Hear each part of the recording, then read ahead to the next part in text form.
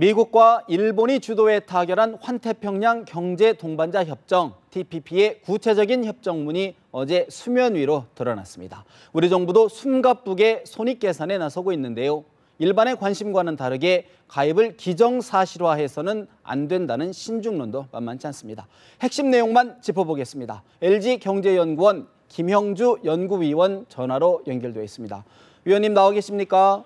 예, 안녕하십니까? 네, 말씀드린 대로 환태평양 경제 동반자 협정 TPP 생각보다 일찍 좀 진척이 좀 빨리 되는 것 같은데 어떤 부분을 저희가 좀 주목해 봐야 되는 건가요?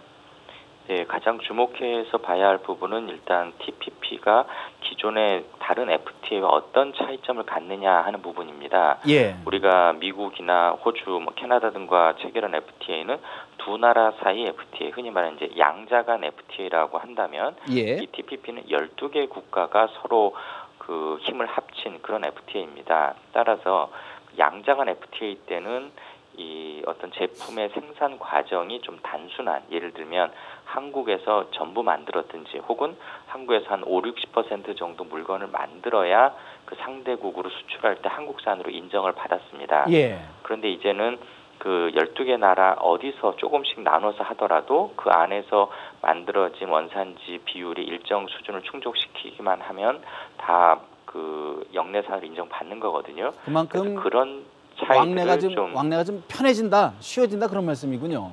예, 그리고 또 그렇게 왕래를 많이 하는 제품이나 서비스에게 이 TPP는 특히 유리하다라고 볼 수 있겠습니다. 예. 그래서 이게 이제 기존 산업도 중요하지만 앞으로 생겨나는 좀 미래형 산업들, 좀 혁신적인 산업일수록 그런 글로벌 생산 공정이 좀 세분화될 가능성이 높습니다. 예. 이제 그런 제품들을 생산하는 업체들이라면 좀 관심 갖고 지켜봐야 할 것으로 생각이 됩니다.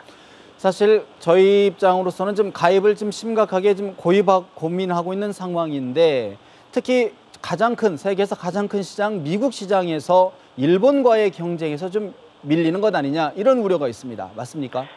예, 좀 더 정확하게 표현을 하자면 밀린다기보다는 이제 좀 따라잡힌다라고 해야 될 것 같습니다. 왜냐하면 예. 우리가 그 미국과 FTA를 체결하면서 일본과의 경쟁에서 한 발 앞으로 좀 앞서 나가지 않았습니까? 예. 그래서 그동안은 그런 미국 시장에서 우리나라 FTA 효과를 어느 정도 누리고 있었는데 이게 이제 TPP로 말미암아서 그동안 뒤처졌던 일본이 우리 뒤를 바짝 따라오게 된 것이죠. 예. 더군다나 혼자 따라오는 게 아니라 나머지 10나라들과 협력해서 따라오니까 그런 점에서는 우리가 좀 불리해졌다라고 볼 수 있겠고요.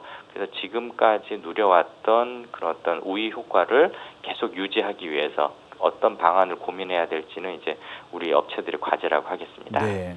사실 지금 말씀 주신 것처럼 김 의원님, 어떤 전문가들은 TPP 가입 서둘러야 된다라고 이야기하는 분들이 있는 반면 또 어떤 전문가들은 신중론으로 이거 서두를 일 아니다. 이렇게 좀 찬반양론이 좀 많아요. 어떻게 봐야 됩니까, 이 부분? 그 이제 어느 산업을 좀 중심으로 보느냐에 따라 갈립니다. 예를 들면 그 우리나라가 주로 생산하는 뭐 자동차라든지 석유화 또는 뭐 가전제품 이런 부분들은 이미 생산 분업이 거의 완료가 돼 있습니다. 예. 대부분 미국이나 혹은 멕시코 그리고 우리나라에서 생산해서 미국 시장에 진출을 하기 때문에 이게 TPP 가입을 하든 가입을 하지 않든 큰 의미가 없는데요. 예. 새로 생겨나는 산업들이 있습니다. 예를 들면 이제 공장을 새로 지어야 되는데 그러면 멕시코에다 지을 거냐 혹은 베트남에 지을 거냐 중국에 지을 거냐 이런 고민을 할 때는 좀 달라진다는 것이죠. 특히 그런 부분이 좀 중요한 게 이제 상품의 크기가 작고 예. 디지털화된 비중이 높은 제품들, 예를 들면 전기형 자동차라든지 아니면 자율주행 자동차 이런 제품들은 눈에 보이는 상품보다도 보이지 않는 소프트웨어의 부가가치가 훨씬 큽니다. 예. 그런데 그 소프트웨어라고 하는 것은 그걸 일본에서 생산하든 미국에서 생산하든 이 운송비가 전혀 안 들지 않습니까? 예, 그래서 이런 미래형 제품들은 세계 여러 나라에서 좀 분업을 해가지고 생산할 가능성이 높은데 그런 제품들은 이제 특히 TPP 혜택을 잘 활용할 수가 있겠죠. 그래서 그런 제품들에 좀 초점을 맞춰서 본다면 가입을 서두르는 게 맞다고 생각을 합니다. 그렇다고 해서 저희가 어떤 거는 유리하니까 가입하고 이건 불리하니까 가입 안 하고 이렇게 선택할 수 있는 것도 아니지 않습니까? 예, 그래서 저는 개인적으로는 좀 가입을 해야 된다라고 생각하는 편인데요. 왜냐하면 우리 산업 구조가 이미 그 갖춰진 산업들은 점점점 자동화가 불가피합니다. 결국 새로운 고용이나 투자는 미래형 산업에서 생겨날 텐데 그런 부분들에 있어서 다른 나라하고 좀 경쟁을 발맞춰서 하려면 당연히 우리의 그 산업 환경이나 경쟁 환경도 그런 식으로 좀 더 혁신적이고 미래적인 방식으로 바꿀 필요가 있겠고 TPP 가입은 그걸 위한 굉장히 좋은 그 어떤 수단이 될 것으로 생각하고 있습니다. 어차피 세계 경제가 통합화되고 자유무역 체제로 간다 그러면 저희도 시간을 늦출 것이 아니라 좀 적극적으로 하자 그런 말씀이신 거네요. 예, 그렇습니다. 그런데 또 저희들이 하나 이제 고려해야 볼 부분이 이제 중국 문제 아니겠습니까? 저희가 이제 아시아 인프라 투자은행 AIIB 가입도 선언을 해놓고 또 중국 나름대로 중국 중심의 어떤 경제 공동체를 지금 만들어가고 있지 않습니까? 그런 가운데에 또 이런 TPP 가입 부분이 서로 상충되지 않느냐 이런 우려가 나오는데 어떻게 봐야 될까요? 예, 그 부분이 상충되기도 하고 또 미국이나 일본이 노리는 바이기도 합니다.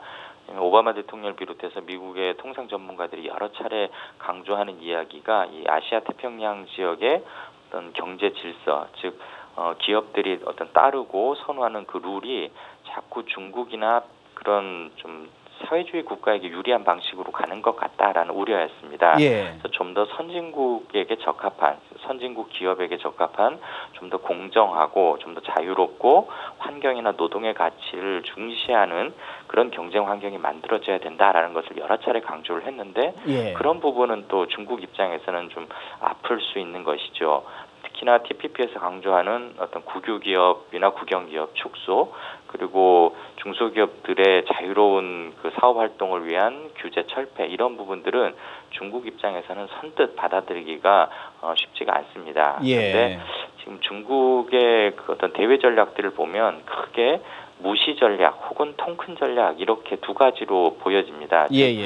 자신들이 이걸 하는 게 유리하다라고 생각을 하면 다른 국가들 같으면 체면 때문에 못할 그런 결정도 쉽게 하고 반대로 이제 이게 자국에게 크게 유리하지 않다라고 생각하면 옆에서 아무리 비난을 하더라도 철저히 무시하는 압박을 하더라도 무시하는 그걸 취하고 있는데 중국이 아직까지는 거기에 대해서 입장을 확실히 보여주고 있지는 않습니다. 그래서 계속 원론적인 이야기들만 하고 있어서 조금 더 두고 살펴볼 필요가 있겠습니다.